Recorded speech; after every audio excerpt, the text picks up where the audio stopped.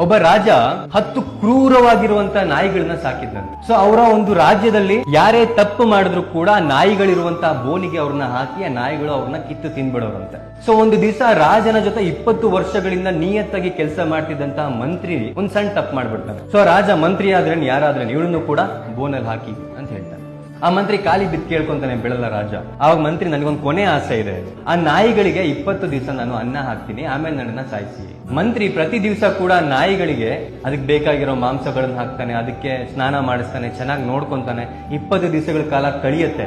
ಈಗ ರಾಜ ಹೇಳ್ತಾನಂತೆ, ಆ ಮಂತ್ರಿನ ಹಾಕಿ ನಾಯಿಗಳಿರೋ ಬೋನಿಗೆ ಅಂತ. ಆ ಮಂತ್ರಿ ನಾಯಿಗಳಿರುವಂತಹ ಬೋನಿಗೆ ಹೋದ ತಕ್ಷಣ ನಾಯಿಗಳು ಏನ್ ಮಾಡ್ತವೆ, ಓಡಿ ಬಂದು ಆ ಮಂತ್ರಿಯ ಕಾಲ್ ನೆಕ್ಕುತ್ತಂತೆ. ಅವಾಗ ರಾಜನಿಗೆ ಆಶ್ಚರ್ಯ ಆಗುತ್ತೆ, ಇಷ್ಟು ಕ್ರೂರವಾಗಿರುವಂತಹ ನಾಯಿಗಳು ಈ ಮಂತ್ರಿಗೆ ಯಾಕೇನು ಮಾಡ್ತಿಲ್ಲ ಅಂತ. ಅವಾಗ ಮಂತ್ರಿ ಹೇಳ್ತಾನಂತೆ, ರಾಜ, ನಾಯಿಗಳಿಗೆ ನಾನು ಬರೀ 20 ದಿವಸ ಊಟ ಹಾಕ್ದೆ, ಅಷ್ಟು ಕ್ರೂರವಾಗಿರೋ ನಾಯಿಗಳು ಮನಸ್ಸಿನ ಪರಿವರ್ತನೆ ಮಾಡ್ಕೊಂಡು ನನ್ನ ಕಾಲ್ ನೆಕ್ತಿದೆ. ನಾನು ನಿನಗೆ 20 ವರ್ಷಗಳ ಕಾಲ ನಿಯತ್ತಾಗಿ ದುಡಿದೆ, ನಾನು ಮಾಡದಂತ ಒಂದೇ ಒಂದು ಸಣ್ಣ ತಪ್ಪಿಗೆ ನಿನ್ನನ್ನ ಸಾಯಿಸೋದಕ್ಕೆ ಹೊರಟಿದ್ದೆ ಅಂತ.